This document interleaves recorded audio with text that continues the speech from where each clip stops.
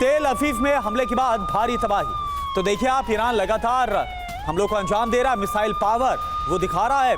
और तेल अवीव में ये देखिए आप, एक साथ कई मिसाइलों का इस्तेमाल किया गया। तेल अवीव में हमले के बाद भारी तबाही भी मची है। वहीं तेहरान में बड़ा हमला हुआ है। आईडीएफ ने तेहरान को दहलाया। इजरायली हमलों में तेहरान में तबाही मची है। तो इजरायल की तरफ से तेहरान में लगातार बॉम्बिंग की जा रही है और आईडीएफ ने तेहरान में एक बार फिर से भयानक हवाई हमले किए।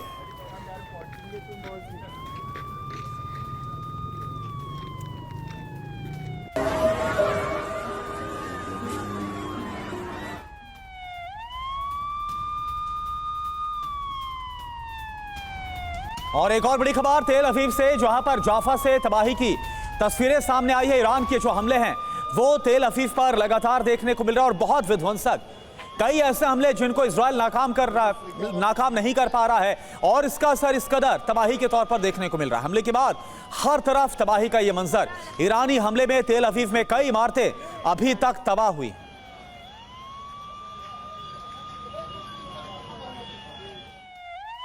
और तेल अवीव में भीषण बमबारी हुई। ईरान ने किया बैलिस्टिक मिसाइल से हमला। हमले के बाद भारी तबाही हुई है।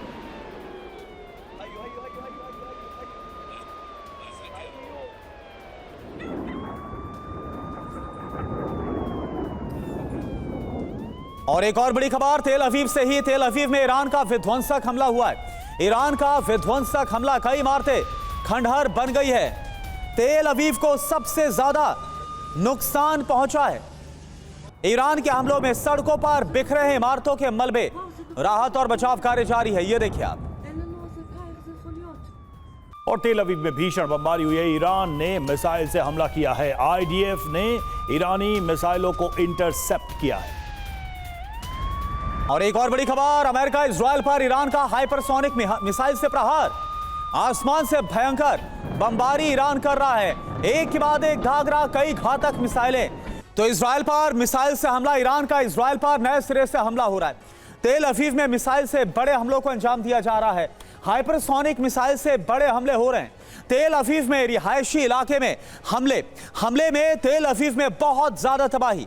रिहायशी इलाके में कई जो इमारतें हैं वो तबाह हो गई है। संजय सोई सर, एक बात बताइए, लगातार पहले भी हमने कई बार इस पर चर्चा की कि अगर इजरायल के अगर पूरे क्षेत्रफल की बात करें, उसके आकार की बात करें, तो ऐसे में अगर ईरान लगातार इस तरह से मिसाइल हमले करेगा तो इजरायल को बड़ा नुकसान झेलना पड़ेगा। बहुत लंबा सस्टेन करना उसके लिए भी आसान नहीं होगा। तो क्या विकल्प आपको अब नजर आता है? नहीं, बिल्कुल। देखिए, ऐसा है कि इसमें कोई शक नहीं है, जैसे आप कह रहे हैं कि इजराइल और ईरान का क्षेत्रफल में बहुत फ़र्क है। ईरान इजराइल के चारों तरफ दुश्मन है। कहीं पे हिजबुल्लाह है, हमास है, एक तरफ हुती हैं। और लगातार इजराइल का एक कहना रहा है शुरू से कि उनके सर्वाइवल का सवाल है। अगर थोड़ा भी कहीं इजराइल हमेशा बचा सकता है, लेकिन एक बार भी बचाने में असफल रहा तो इजराइल का अस्तित्व दुनिया से ख़त्म हो जाएगा। ये बात है। और ईरान की जो फिलॉसफी रही है, destruction of Israel, destruction of USA, ये एक बार नहीं अनेकों बार जनरेशन से ये चलता आ रहा है। 1979 के बाद से विचारधारा लगातार चलती जा रही है। तो जो अभी जनरेशन है उसके अंदर दिमाग में भरा हुआ है। जिस प्रकार से हमले हो रहे हैं, देखिए 2-3 बातें यहाँ निकल के आ रही हैं। एक तो बैटल ऑफ परसेप्शन अगर देखा जाए, अगर मीडिया में ऐसा नहीं कि इजराइल और अमेरिका कम हमले कर रहे हैं, वो भी लगातार उनके ठिकानों पर, एयरबेस पर, उनके मिसाइल बेस पर, उनके हेडक्वार्टर्स पर, उनकी फैक्ट्रीज पर हमला करते जा रहे हैं ताकि ईरान की लड़ने की क्षमता कम हो। लेकिन मैं ये देखता हूँ जो हम मीडिया की लड़ाई कहते हैं या दुनिया में मनोवैज्ञानिक लड़ाई है, वो शायद आज ईरान जीत रहा है। क्योंकि जिस प्रकार से दिख रहा है, लोगों ने उम्मीद नहीं की थी कि ईरान इतना पलटवार कर पाएगा। इस प्रकार से वहाँ पे मध्यपूर्व धू-धू करके जलेगा और हर जगह पर हमले सक्सेसफुल हो पाएंगे। ये देख के पूरे दुनिया में एक तरह से एक बड़ा ज़बरदस्त मनोवैज्ञानिक दबाव है।